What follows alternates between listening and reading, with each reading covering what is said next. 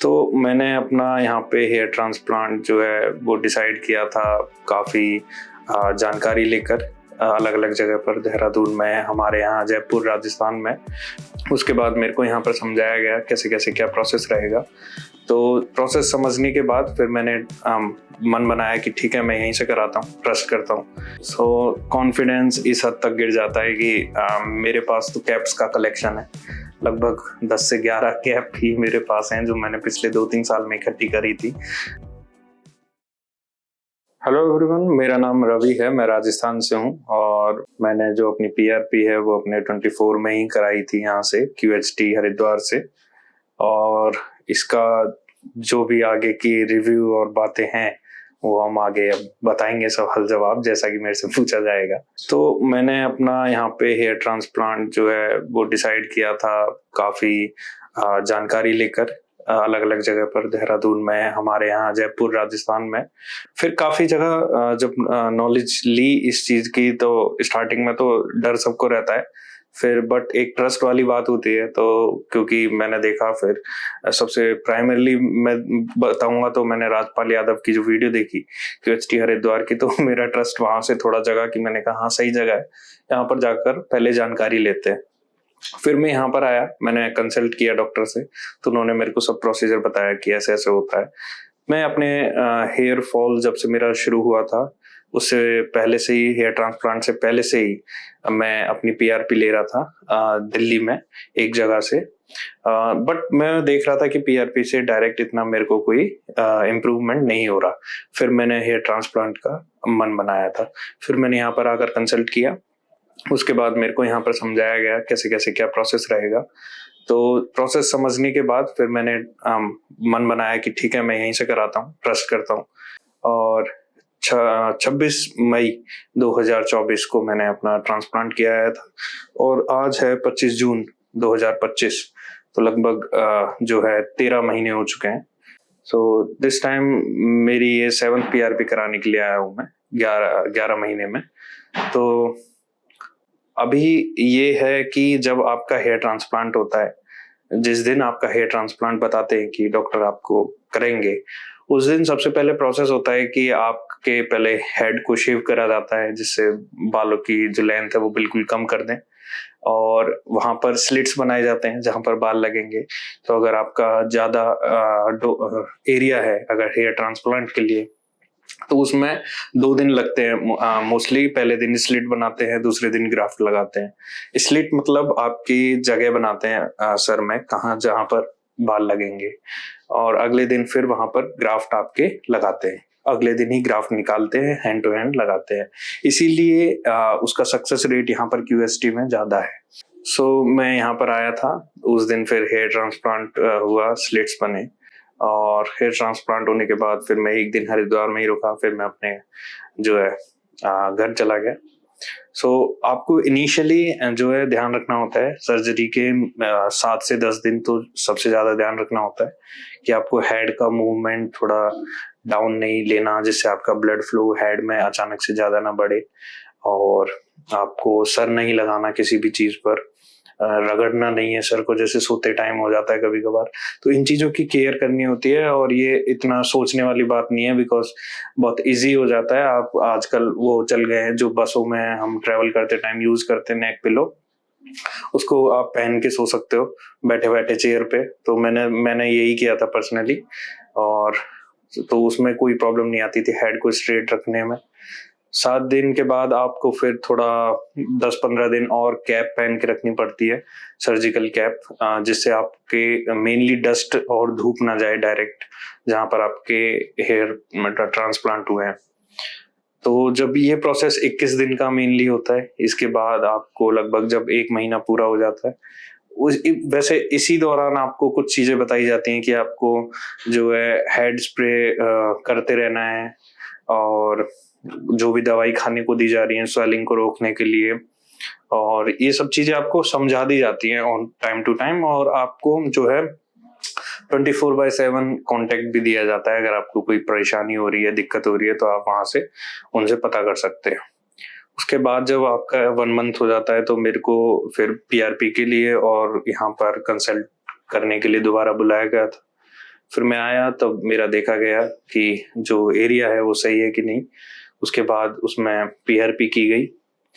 Then आपको फिर इसमें कुछ ऐसा केयर वाली बात नहीं है कि आपको उतना ही हसल करना पड़ेगा इस चीज में, बट आपको ये है कि मोरल थोड़ा डाउन हो जाता है, बिकॉज 1 मंथ और 1.5 मंथ के बाद आपका शेडिंग फेज लगभग लगभग शुरू होने लगता है। तो आपका फिर 3-4 महीने तक शेडिंग फेज चलता है। शेडिंग फेज में कुछ नहीं है कि जो आपके बाल लगाए गए हैं शाफ्ट्स, तो उनका जो रूट का एरिया है वो तो लगा दिया, इम्प्लांट कर दिया आपके सर में। तो उसके ऊपर का जो बाल है वो झड़ने लगता है, क्योंकि अभी वो नया लगाया जैसे। बट हमको ऐसा ना लगे कि वो पूरा हमारा डैमेज हो गया सर, नहीं, उसमें जो जड़ होती है वो नीचे ही होती है सर में, और वो बाद में 3-4 महीने के बाद उगने लगती है। तो यही होता है शेडिंग फेज में। मोस्टली लोग डरने लगते हैं कि हमारा तो ट्रांसप्लांट खराब हो गया, बट ऐसा नहीं होता। उसके बाद आपको केयर यही करनी होती है कि आपको मिनॉक्सिडिल यूज करना है टाइम टू टाइम, अपना हेयर वाइटामिन खाने हैं, और पीआरपी को इनिशियली एवरी मंथ रखें। उसके बाद साल में 2 बार 3 बार जितना भी आपसे हो सकता है, और यही मेजरली केयर होती है।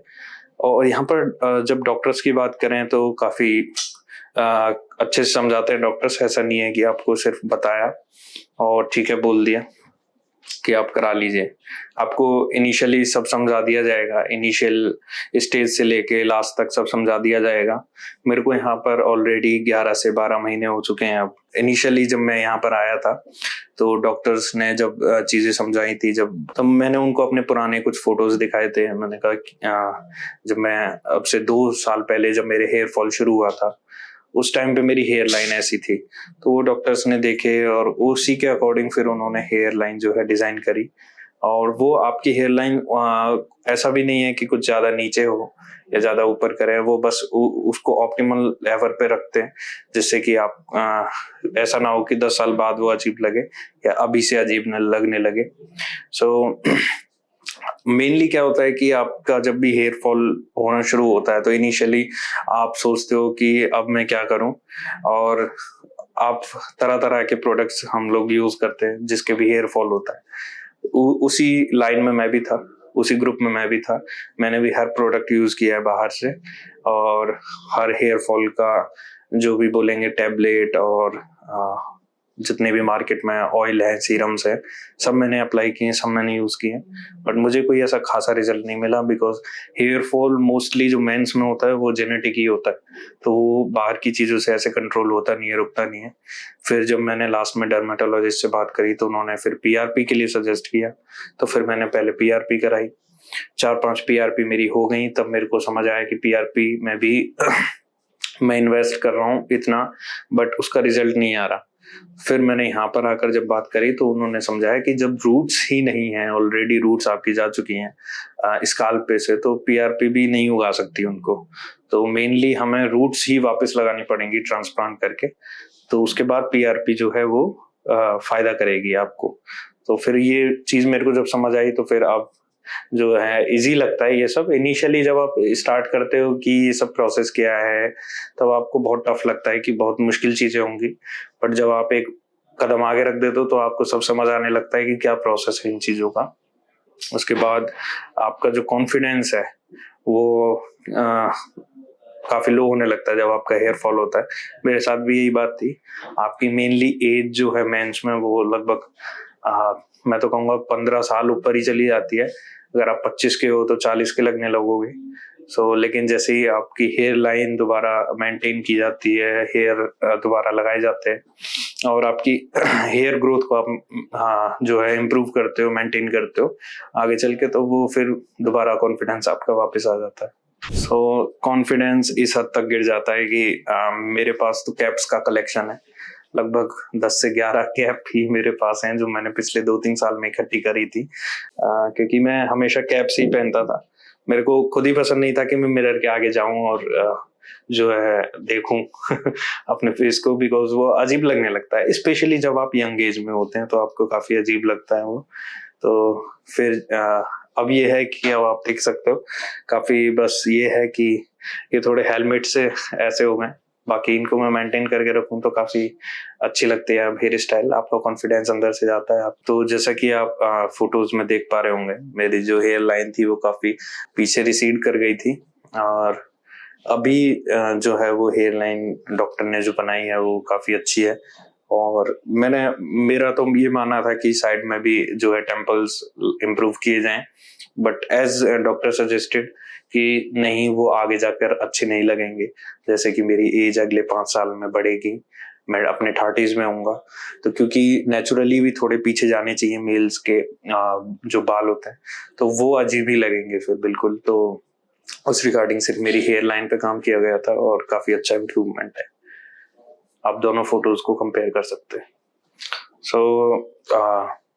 यहाँ पर जो भी मेरा अभी तक का एक्सपीरियंस रहा है, मैं सजेस्ट करूंगा कि अगर आपके पास कोई कंफ्यूजन है तो पहले आप यहाँ आकर कंसल्ट कीजिए, उसके बाद आपका अपने आप मन हो जाएगा कि ठीक है, मेरे को सब क्लेरिफाई यहाँ पे किया गया है, मेरे सारे डाउट जो हैं वो यहाँ पर समझाए गए हैं, तो क्यों ना मैं यहीं पर अपनी जो है आगे की जर्नी इनिशिएट करूँ हेयर ट्रांसप्लांट की। तो उस बारे में मेरा कोई डाउट नहीं है। आप QHT क्लिनिक में बिल्कुल स्मूथली आ सकते हैं, यहाँ पर अपना जो भी क्वेरी है उसको क्लेरिफाई कर सकते हैं, अपना हेयर ट्रांसप्लांट का प्रोसेस जर्नी स्टार्ट कर सकते हैं।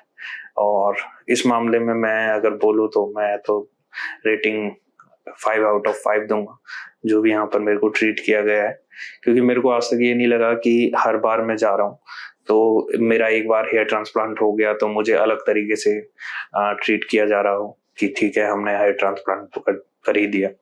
मैं जितनी बार आता हूँ उतनी बार मेरे को उसी तरीके से वेल ट्रीट किया जाता है, PRP के लिए हो, चाहे मेडिसिन के लिए हो, चाहे नॉर्मली कंसल्ट करने के लिए हो कि मुझे आगे बालों में क्या करना है। So this is very good to initiate your hair transplant journey, QHT clinic Haridwar.